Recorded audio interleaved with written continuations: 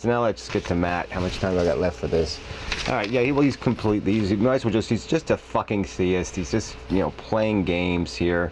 Now he's talking like the universe is conscious, like consciousness is part of the dynamic of the universe. It's just part of the nature of it somehow, that everything's conscious. I mean, Nick led this, you know, he started this ball rolling by talking about how a bacterium, you know, that senses light, has a tail, might be conscious. At least that was the implication.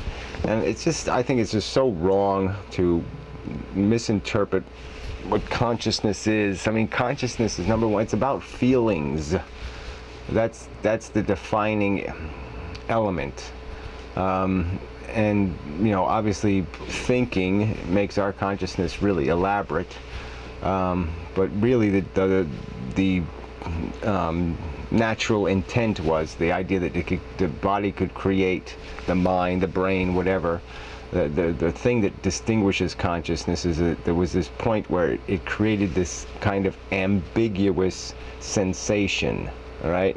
Not a sensation that caused an immediate reaction, but a sensation that caused something ambiguous that the organism had to deal with, as if it was almost like it went from digital to analog. It's like it went from on-off switches to volume. So now you could have this volume, this gradation of a feeling, a sensation, and then the brain could have a trigger point and react to a volume being reached.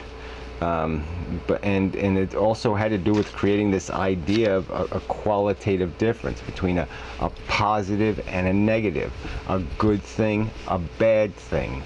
That was a defining line. A brain had to create, there was a mechanism developed where now you could create a sensation that was inherently unpleasant, and one that was inherently pleasurable. You could create the whip and the carrot for an organism inside their own mind. And that led to the, like as I point out, I think led to the whole development of a rational intelligence, because rationality depends on being able to weight ideas, weight memories, to give them degrees of importance and rightness and all of that other kind of crap, to measure things about them. And that's what this consciousness thing does.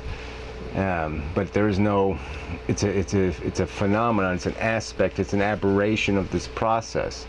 But you can't, I just don't think you can, like I said, it was sort of a necessary development, because I think it's necessary to developing this thing called intelligence, in a biological organism anyway.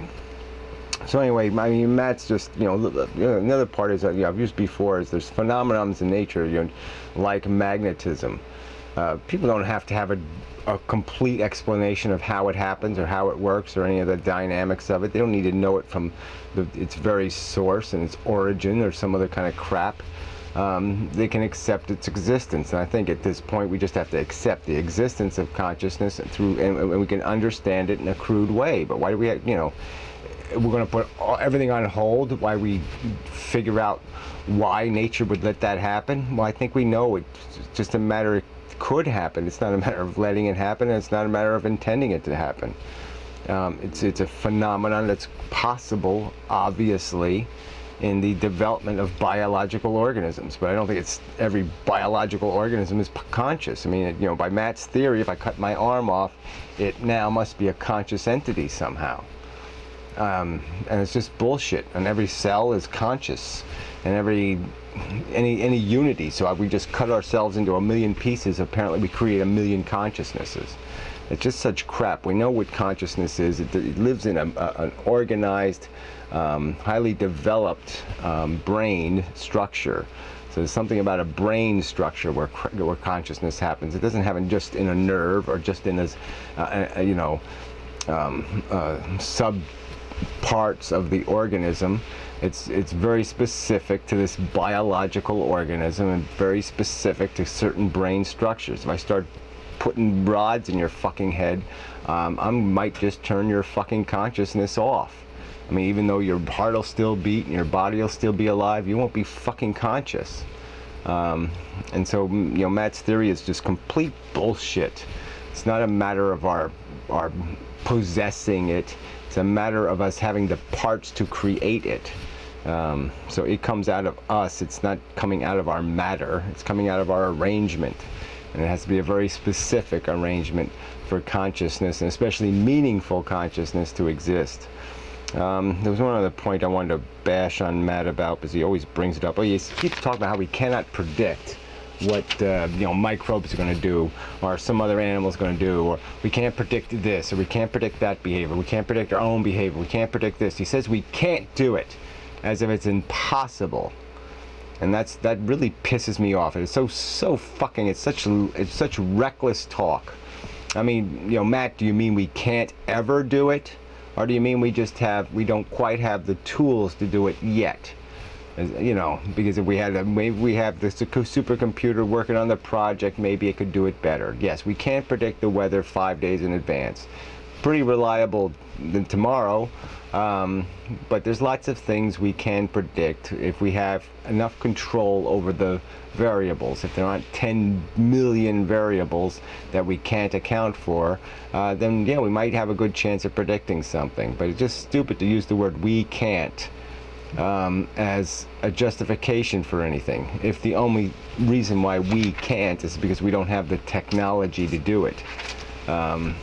So fuck that argument.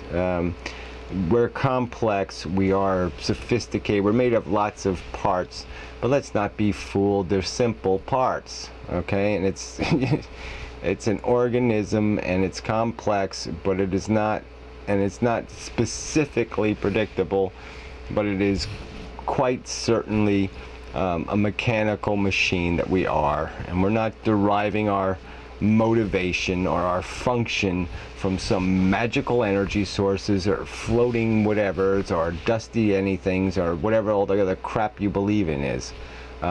We can see it happen. We can see that it's garbage in, garbage out. We can see what creates a human being, what develops their character and all that crap, and it doesn't come from nowhere. So fuck you. I'm just so sick of your bullshit. I mean, I can't believe you're going to be going to a fucking university spouting this kind of bullshit.